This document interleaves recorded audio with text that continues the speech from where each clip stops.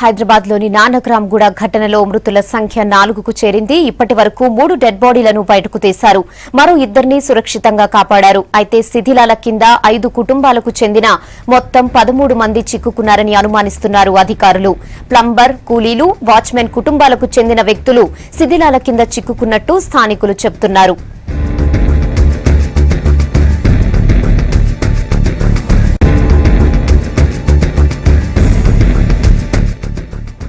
రాత్రి ప్రమాదం జరిగిన విషయం తెలియగానే జీహెచ్ఎంసీ అధికారులు అలర్ట్ అయ్యారు. Commissioner Janardhan Reddy, mayor Bonthu Rammohan, deputy mayor Fasiuddin, town planning అధికారులు వెంటనే స్పాట్ కు చేరుకున్నారు.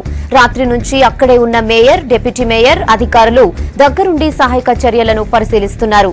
ఇక ఎప్పటికప్పుడు అధికారులకు సలహాలు, సూచనలిస్తూ శిథిలాలను తొలగిస్తూ పరిస్థితిని సమీక్షిస్తున్నారు.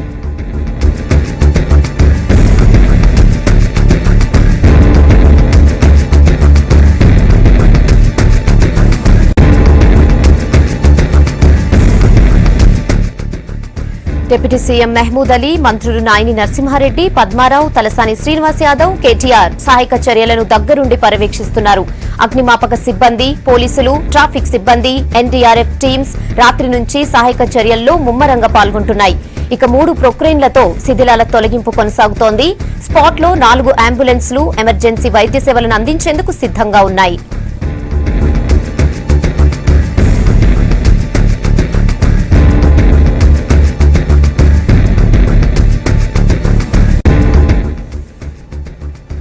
నానక్రామ్గూడ ఘటనలో 13 మంది శిథిలాల కింద చిక్కుకున్నారన్నారు మంత్రి కేటీఆర్. ఇందులో 2ని సురక్షితంగా కాపాడామన్నారు.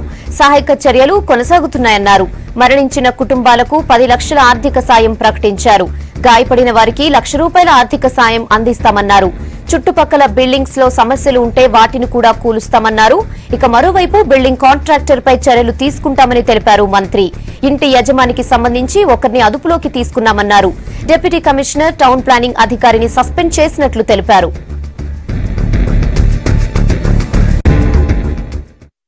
దురదృష్టవశాత్తు 9:30-10కి మధ్యన నిర్మాణంలో ఉన్న ఒక బహుళ అంతస్తుల భవనం అసలు అనుమతులు లేకుండా నిర్మాణాలు చేయడం, ఒక చిన్న 180 నుంచి 200 గజాల స్థలంలో బహుళ అంతస్తుల భవనాన్ని నిర్మించే క్రమంలో ఆ యజమాని దురాశకు, అదే రకంగా అధికార వ్యవస్థలో కూడా ఉన్న లోపాలు, వీటన్నింటి రీత్యా దాదాపు నిన్న రాత్రి జరిగిన ఈ సంఘటనలో 13 మంది అందులో చిక్కుకోవడం జరిగింది. 2 సురక్షితంగా బయటపడ్డారు. మరొక 2కి ఇప్పుడు కాంటినెంటల్ హాస్పిటల్లో, ప్రైవేట్ ఆసుపత్రిలో చికిత్స నడుస్తా ఉంది. ఒక వ్యక్తి మృతదేహాన్ని వెలికి తీయడం జరిగింది. మిగతా సహాయక చర్యల నిమిత్తం ఎన్డీఆర్ఎఫ్ కానీ, స్థానిక పోలీసులు కానీ, మున్సిపల్ యంత్రాంగం కానీ అందరూ కూడా వారి పనిలో నిమగ్నమై ఉన్నారు. కష్టంగా ఉన్నప్పటికీ సాయంత్రం లోపల దీని కార్యక్రమాన్ని పూర్తి చేస్తాం. ఘటన ఏదైతే జరిగిందో, ఈ దుర్ఘటన ఏదైతే జరిగిందో దీని పట్ల గౌరవ ముఖ్యమంత్రి గారు కూడా వెంటనే స్పందించి రాత్రి ఉప ముఖ్యమంత్రి గారిని, గౌరవ హోంమంత్రి గారిని, అదే రకంగా ఎక్సైజ్ మినిస్టర్ గారిని, మేయర్ గారిని, కమిషనర్ గారిని అందరినీ కూడా హుటాహుటిన సంఘటనా స్థలానికి పంపించడం జరిగింది. మరి ఈ ఘటనలో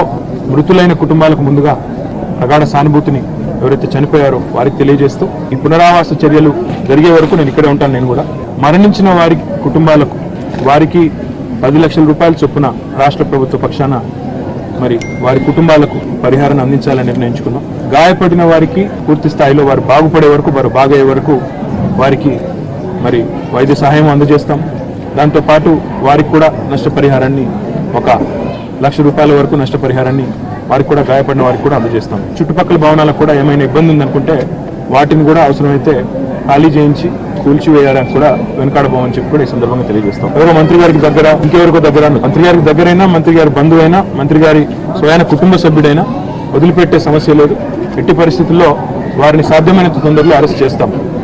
ఆ సింగ్ ఎవరైతే ఉన్నారో ఈ భవన యజమాని, ఆయన సంబంధించిన కుటుంబ సభ్యుల్లో ఒకరిని అదుపులో కూడా తీసుకున్నారు. ఇక్కడ స్థానికంగా ఉండే డిప్యూటీ కమిషనర్ని, అదే రకంగా మన ఏసీపీ ఎవరైతే ఉన్నారో టౌన్ ప్లానింగ్, వారిద్దరిని కూడా తక్షణమే విధుల్లోంచి సస్పెండ్ చేస్తున్నాము. అదే రకంగా వారి మీద కఠిన చర్యలు తీసుకోవాలని చెప్పి కూడా జీహెచ్ఎంసీ కమిషనర్ గారికి నేను సూచిస్తా ఉన్నాను. ఈ నిర్మాణాలను నియంత్రించాలి అంటే, ఎవరు పడితే వారు ఇష్టం ఉన్నట్టు బిల్డింగులు కట్టకూడదు అంటే డెఫినెట్గా కొంత మరింత క్రియాశీలంగా ప్రభుత్వం, ముఖ్యంగా జీహెచ్ఎంసీ వ్యవహరించాల్సిన అవసరం ఉంది. దాని దిశగా ఏ చర్యలు తీసుకోవాలో నవీన్ మిట్టల్ గారి నేతృత్వంలో ఒక కమిటీని కూడా వేస్తాం. ఎంఐన్యూడీ సెక్రటరీ గారి నేతృత్వంలో రాబోయే రోజుల్లో మరింత కఠినమైన నిబంధనలు, ఎవరు పడితే వారు నిర్మాణాలు కట్టకుండా హెచ్ఎండిఏ ఆధ్వర్యంలో కూడా ఒక పెద్ద డ్రైవ్ నడుస్తూ ఉంది. 12 బృందాలుగా ఏర్పడి అక్రమ నిర్మాణాలను, అక్రమ లేఅవుట్లను కూడా కూల్చివేసే కార్యక్రమం కూడా గడిచిన 48 గంటలుగా జరుగుతూ ఉంది.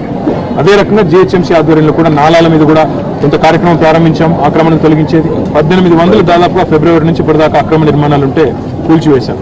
శిథిలావస్థలో ఉన్న బిల్డింగ్ లోంచి దాదాపు 1000 మందిని ఇప్పటికే జిహెచ్ఎంసీ ఆధ్వర్యంలో బయటికి రప్పించగలిగాం.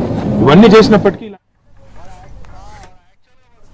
బిల్డింగ్ దగ్గర పరిస్థితిపై మరిన్ని డీటెయిల్స్ సంపత్ అందిస్తారు. సంపత్, ప్రస్తుతం అక్కడ సిచ్యువేషన్ ఏంటి? శిథిలాల తొలగింపు ఎక్కడి వరకు వచ్చింది? ఇప్పటివరకు ఎంతమందిని బయటకు తీశారు?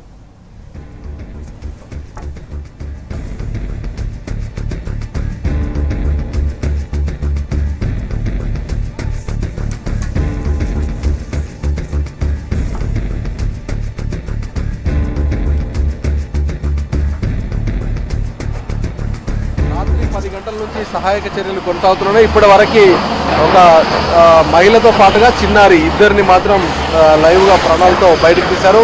మరో 2 మృతి చెందారు. ఇంకా 9 మంది వరకు ఉన్నారనేది పోలీస్ కమిషనర్ సందీప్ శాండిల్య మాటలు తాను చెప్తున్నారు.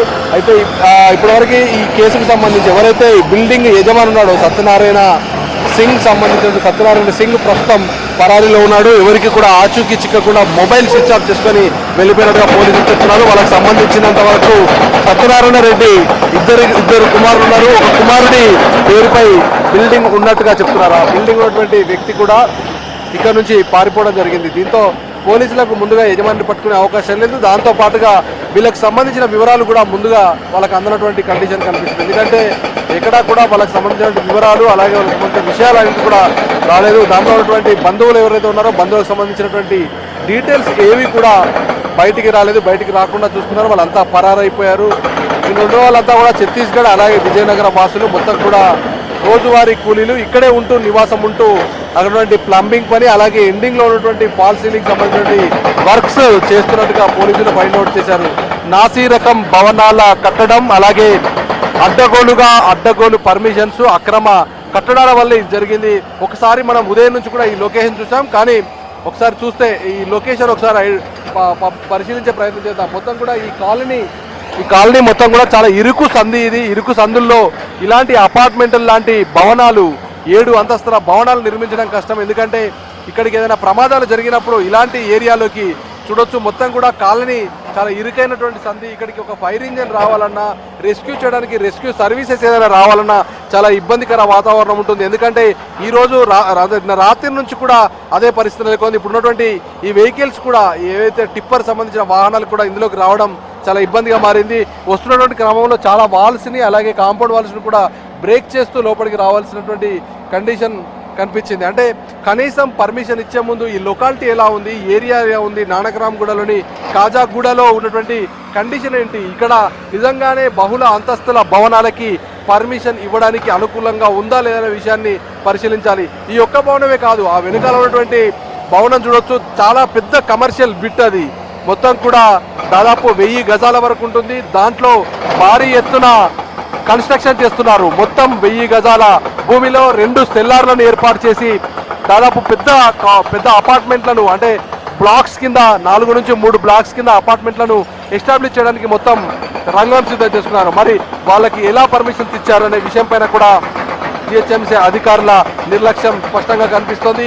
కేవలం తమకు కావాల్సినటువంటి డబ్బును ముట్ట చెప్తే చాలు, ఎలాంటి పర్మిషన్స్ అయినా సరే చేతికి అందిస్తారు అనేందుకు ఇదొక ప్రత్యక్ష తార్కాణం.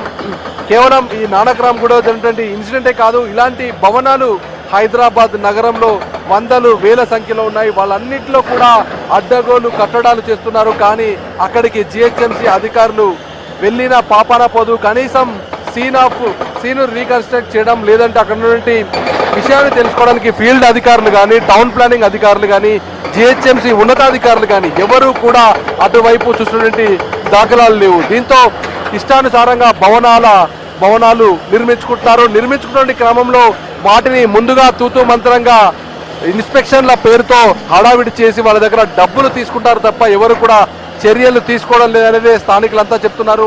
చాలా విలేజ్ వాతావరణం ఇది. మొత్తం చూడొచ్చు, దాదాపు ఈ కాజాగూడ లాంటి ఏరియాలో మొత్తం కూడా చిన్నపాటి ఇళ్ళే ఎక్కువగా ఉంటాయి. ఈ కాలనీలో రేకుల షెడ్ల లాంటి ఇల్లు కానీ లేదంటే చిన్నపాటి ఇల్లు మాత్రమే ఒకప్పుడు ఉండేవి. కానీ కాలక్రమేణా ఒక 6 నుంచి 7 సంవత్సరాలుగా రియల్ ఎస్టేట్ భూమి ఊపందుకున్న తర్వాత రియల్ ఎస్టేట్ వ్యాపారులు, బిల్డర్లు, అలాగే బడా వ్యాపారులంతా ఇటువైపు కన్నేశారు. రెంట్లు ఎక్కువగా వస్తుండడంతో కమర్షియల్ ఆస్పెక్ట్ కింద దీన్ని మలచడానికి ప్రయత్నం చేశారు.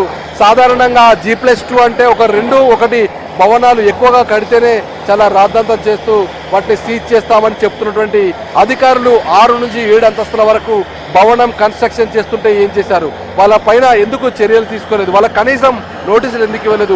పర్మిషన్స్ ఎవరిచ్చారు?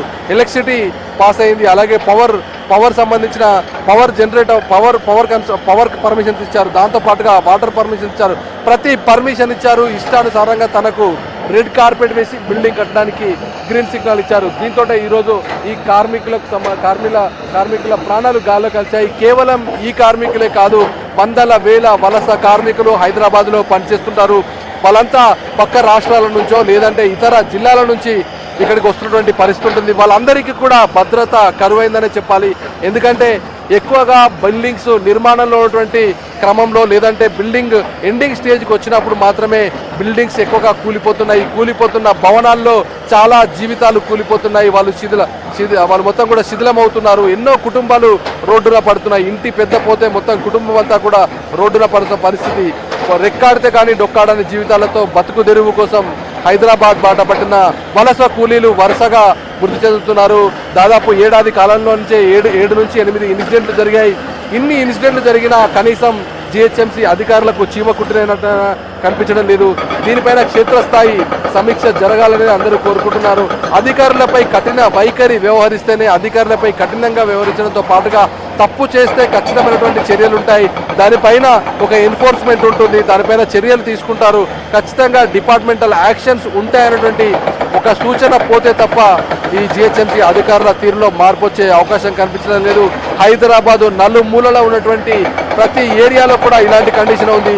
కేవలం ఇది ఒక నానక్రామ్ గూడకే పరిమితమైనటువంటి అంశం కాదు. ప్రతి ఏరియాలో కూడా ఇలాంటి భవనాల కన్స్ట్రక్షన్ జరుగుతున్నాయి. అడ్డగోలు ఇబ్బడి ముబ్బడిగా చిన్నపాటి గల్లీల్లో భవనాలు, బహుళ అంతస్తుల భవనాలు నిర్మిస్తున్నారు. వాటిని నిర్మించి రెంట్లకు ఇస్తున్నారు. వాటిని కమర్షియల్ ఆస్పెక్ట్స్గా మార్చుకుంటున్నారు. కానీ జిహెచ్ఎంసీ అధికారులు మాత్రం వాళ్ళను కనీసం వేలెత్తి చూపేయడం కాదు కదా, నోటీసులు ఇవ్వడం కాదు కదా, సీజ్ చేయడం కాదు కదా, మందలించిన పాపాన పోవడం లేదు.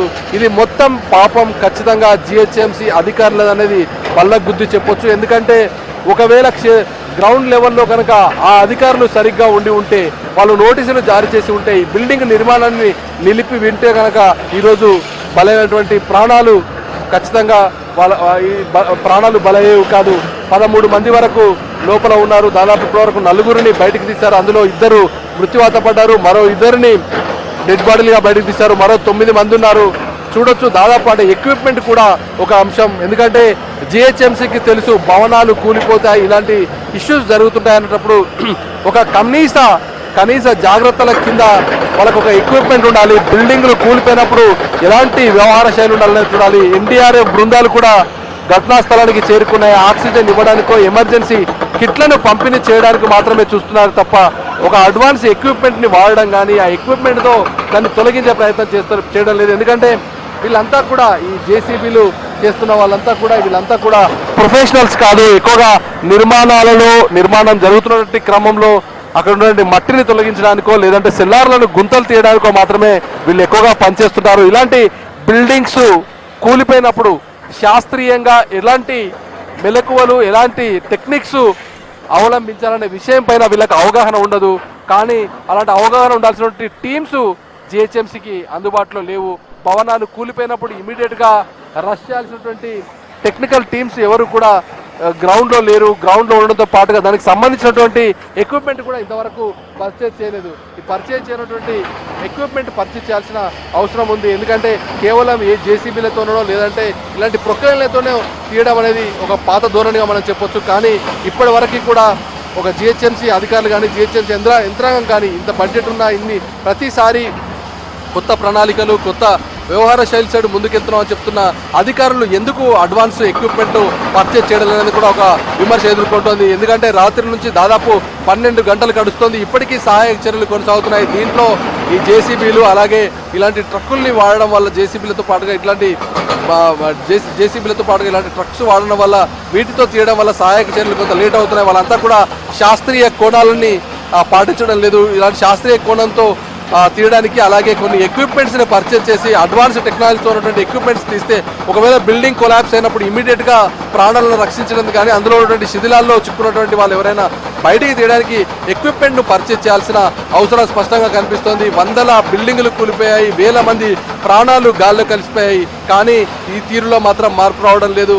గ్రౌండ్ లెవెల్లో జరగాల్సినటువంటి ఏదైతే చేంజెస్ ఉన్నాయో అధికారుల తీరు, అధికారులు అడ్డగోలు అక్రమాలకు పాల్పడుతూ ఇష్టానుసారంగా మామూళ్లకు ఎగబడుతూ అడ్డగోలుగా పర్మిషన్ ఇస్తున్నటువంటి వైనంలో మార్పు రావడం లేదు. అలాగే రెస్క్యూ చేయడానికి బిల్డింగ్ కొలాప్స్ అయిన తర్వాత ఎట్లాంటి రెస్క్యూ చేయాలి, రెస్క్యూ చేయడానికి తీసుకున్నటువంటి అవలంబించాల్సినటువంటి రీతులు ఏంటి, అక్కడ ఎట్లాంటి ఎక్విప్మెంట్ వాడాలి, ఎలాంటి పరికరాలను తీసుకురావాలి, అడ్వాన్స్ టెక్నాలజీ ఎట్లా తీసుకురావాలనే విషయంలో వైఫల్యం చెందిందనే చెప్పాలి. జిహెచ్ఎంసీ వరుస సమీక్షలు, విదేశీ పర్యటనలు చేస్తూ చాలా విషయాల్లో కొత్త పొంతలను అవలంబిస్తామని చెప్తున్నటువంటి అధికార యంత్రాంగం ఎందుకు ఇట్లా వ్యవహరిస్తున్నది ప్రతిసారి విమర్శలు మూటగట్టుకుంటోంది.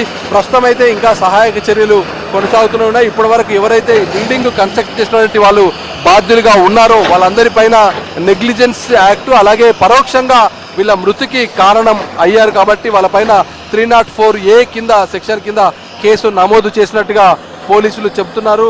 వాళ్ళందరూ కూడా పరారీలో ఉన్నారు. ఇప్పటివరకు ఆ పరారీలో ఉన్నటువంటి వ్యక్తులు కూడా పట్టుకునే ప్రయత్నం చేస్తున్నారు. ఎందుకంటే ఈ నిర్లక్ష్యం జరిగిన తర్వాత, అగాధం జరిగిన తర్వాత తీసుకునే నిర్ణయం కంటే కూడా ముందస్తు చర్యలు తీసుకొని వాళ్ళపైన కఠినంగా వ్యవహరించి ఉంటే ఇంత దారుణం జరిగేది కాదు.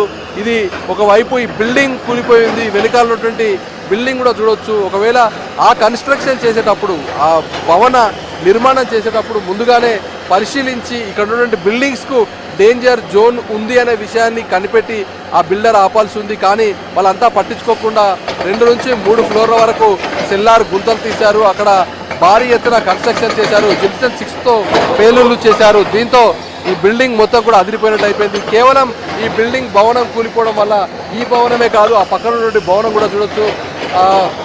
మొత్తం కూడా అంటే దాని పక్కన ఉన్న పాపానికి ఆ బిల్డింగ్ కూడా మొత్తం కూడా కూలిపోవడానికి దగ్గర పడింది. ఆ భవనాన్ని మొత్తం కూడా పోలీసులు ఖాళీ చేయించారు. ఎందుకంటే దానికి సపోర్ట్గా కింద రాడ్స్ కూడా పెట్టారు. ఎందుకంటే ఆ భవనం కూలిపోకుండా ఉండేందుకు ముందుగా సపోర్టివ్గా పెట్టారు. దాంట్లో ఉన్నటువంటి వాళ్ళందరినీ కూడా బయటికి పంపించారు. ఇలాంటి నిర్లక్ష్య ధోరణి వల్ల, అధికారుల తొందరపాటు వల్ల, అధికారుల కక్కుర్తి వల్ల కొన్ని ప్రాణాలు గాల్లో కలిసిపోతున్నాయి. ఇక్కడ ఒక ఏరియా మొత్తం కూడా ఈరోజు మొత్తం కూడా చాలా దారుణమైనటువంటి కండిషన్ కనిపిస్తుంది. కేవలం మాటలు చెప్పడం, పేపర్లపై పెట్టడం వరకే సరిపోతుంది. జిహెచ్ఎంసీ అధికారులు గ్రౌండ్ లెవెల్లో సమీక్ష కరువై ఇలాంటి భవనాలు వెలుస్తున్నా పట్టించుకోవడం లేదని తెలుస్తుంది. ఎందుకంటే 2015 సెప్టెంబర్ నెలలో ఈ మొత్తం కూడా కన్స్ట్రక్షన్ ప్రారంభించారు. 2015 సెప్టెంబర్ నుంచి కన్స్ట్రక్షన్ స్టార్ట్ అయిందంటే దాదాపు ఏడాదికి పైగా ఈ కన్స్ట్రక్షన్స్ కొనసాగుతూనే ఉన్నాయి. ఈ కన్స్ట్రక్షన్స్ అన్నిటికీ కూడా పర్మిషన్స్ లేవు అనేది ఇప్పుడు జిహెచ్ఎంసీ అధికారులు రోడ్డుపైకి వచ్చి చెప్తున్నారు. వాళ్ళని సస్పెన్షన్ వేశామనేది ఉన్నతాధికారులు, కమిషనర్ లాంటి వాళ్ళు, జిహెచ్ఎంసీ కమిషనర్ లాంటి చెప్తున్నారు. కానీ ముందే వీటిని ఎందుకు పట్టించుకోవడం లేదు, వాటిని ఎందుకు వదిలేస్తున్నారనే విషయం పైన ఒక అవగాహన రావాలంటే, అలాగే ప్రభుత్వాలు కూడా ఈ అధికారుల తీరు, అధికార యంత్రాంగం పైన కఠినమైనటువంటి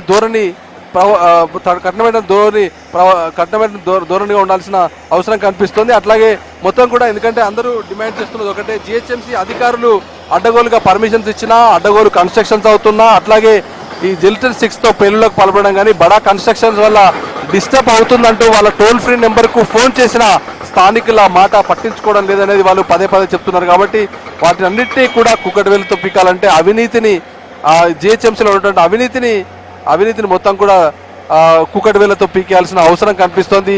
జిహెచ్ఎంసీ అధికారుల్లో కేవలం టౌన్ ప్లానింగ్ ఆఫీసర్లు, జోనల్ కమిషనర్లనే కాదు, కింది స్థాయిలో ఉన్నటువంటి ఫీల్డ్ ఆఫీసర్లు, అలాగే జిహెచ్ఎంసీ సిబ్బంది మొత్తం కూడా ఈ ఇంటికి పర్మిషన్ ఇచ్చే క్రమం నుంచి మొత్తం వెరిఫికేషన్ కావచ్చు, ఫీల్డ్ వెరిఫికేషన్ కావచ్చు, అట్లాగే పవర్ కనెక్షన్స్ కావచ్చు, దాంతోపాటుగా పర్మిట్ సంబంధించినటువంటి పర్మిషన్స్ కావచ్చు, ఈ పర్మిషన్స్ ఇచ్చేటటువంటి క్రమంలో ప్రతిసారి కూడా ప్రతి అధికారికి డబ్బులు ముట్ట చెబితేనే పని జరుగుతున్నటువంటి ఒక మెసేజ్ పోయింది. వాళ్ళకు డబ్బులు ఇస్తేనే పని అవుతుంది, డబ్బులు ఇచ్చి అవసరమైతే అడ్డగోలుగా అక్రమాల కట్టడాలు ఎన్నైనా చేయొచ్చు అన్నటువంటి ఒక ఆలోచన వచ్చింది. కాబట్టి దీంతో పూర్తి స్థాయిలో అడ్డగోలు కట్టడాలు కొనసాగుతున్నాయి. ఇప్పుడైతే నలుగురిని బయటకు తీయడం జరిగింది. మొత్తం మరో 9 మంది వరకు లోపల ఉన్నట్టుగా పోలీసు అధికారులు చెప్తున్నారు. వాళ్ళు ఇప్పుడైతే పరారులో ఉన్నటువంటి వ్యక్తిని కూడా పట్టుకొని 304A సెక్షన్ కింద కేసు నమోదు చేసే అవకాశం కనిపిస్తుంది. ఇది నానక్రామ్ గూడలో ఉన్నటువంటి బిల్డింగ్ కొలాప్స్ అయినటువంటి ఇన్సిడెంట్ దగ్గర తాజా పరిస్థితి. Over to you.